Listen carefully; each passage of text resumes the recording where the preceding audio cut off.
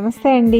ఈ దసరాకు అమ్మవారికి 9 రోజులు మిల్లెట్స్తో నైవేద్య ప్రసాదాల తయారీలో భాగంగా అరికెలతో దద్దోజనం చేయడానికి కప్పు అరికెలను కుక్కర్లోకి తీసుకొని 2-3 సార్లు బాగా కడిగి 3 కప్పుల నీళ్లు పోసి 3 విజిల్స్ వచ్చే వరకు ఉడికించుకోవాలి.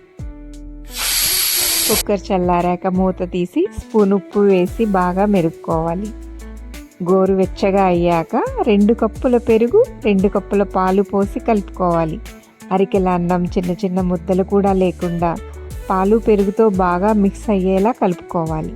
తాలింపు కోసం గిన్నెలో టేబుల్ స్పూన్ నెయ్యి, పోపు గింజలు, కాసిని జీడిపప్పు, స్పూన్ మిరియాలు, ఎండుమిర్చి ముక్కలు వేసి బాగా సన్నగా తరిగిన 2 పచ్చిమిర్చి, అర స్పూను తురిమిన అల్లం, కరివేపాకు, పావు స్పూను ఎండు అల్లం పొడి వేసి మరో నిమిషం వేయించి దద్దోజనంలో వేసి బాగా కలిపి చివర్లో కాసిని దానిమ్మ విత్తనాలు వేసి మరోసారి కలుపుకొని అమ్మవారికి నైవేద్యంగా సమర్పించడమేనండి. మిల్లెట్స్తో చేసిన దద్దోజనం కాబట్టి మనం ప్రసాదంగా తీసుకున్న ఆరోగ్యానికి చాలా మంచిది.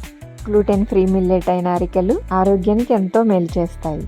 బాలా త్రిపుర సుందరి అమ్మ ఆశీస్సులు అందరికీ లభించాలని నమస్కారాలతో మీ సుజాత కిచెన్.